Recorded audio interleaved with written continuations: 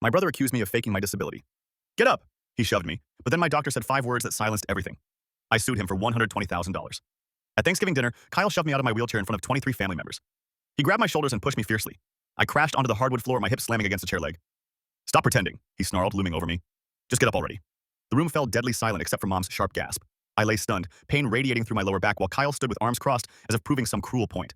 I have complex regional pain syndrome, a cruel condition that developed after a car accident 3 years ago when a drunk driver ran a red light. The nerve damage is permanent. Some days I manage short walks with a cane, but most days I rely on my wheelchair. My neurologist, Dr. Patel, spent 2 years gathering documentation, MRIs, nerve conduction studies, pain management records. These are not opinions, they are medical facts.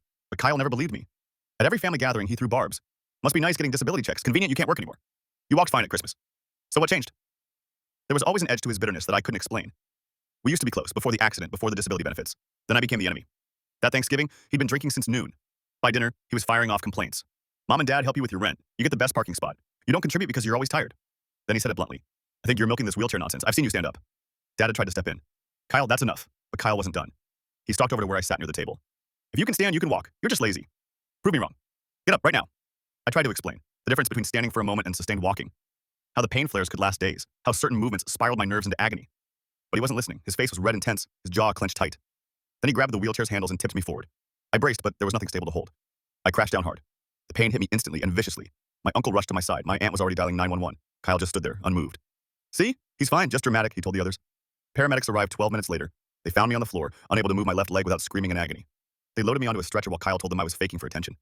At the hospital, X-rays revealed a fractured hip and 2 compressed vertebrae. Dr. Patel met me in the emergency room. When she heard what happened, her face hardened. This is assault, she said softly, and I'm documenting every word. 3 days later, I filed a police report and called a personal injury lawyer. Kyle had caused $43,000 in medical bills, months of extra physical therapy, and permanent worsening of my condition. The lawsuit sought $120,000 for medical expenses, pain and suffering, and punitive damages. My family exploded. Mom called crying, he's your brother, how can you do this to family? Dad said I was overreacting. It was an accident, he'd had too much to drink. But it wasn't an accident. Kyle had been building to this for 3 years. The lawyer subpoenaed Kyle's social media. We uncovered posts mocking disabled people, memes suggesting injuries are faked for government money, and comments calling wheelchair users lazy. We found texts to his friends.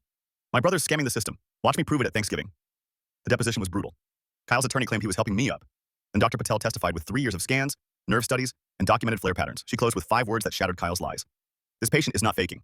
Kyle's color drained. His lawyer fell silent. 2 weeks later, the case settled for $120,000. Kyle took a plea deal for assault and probation. My parents finally saw the x-rays and the bills. They apologized. Kyle sent one text after sentencing. I didn't mean for it to go this far. I deleted it. Some wounds heal.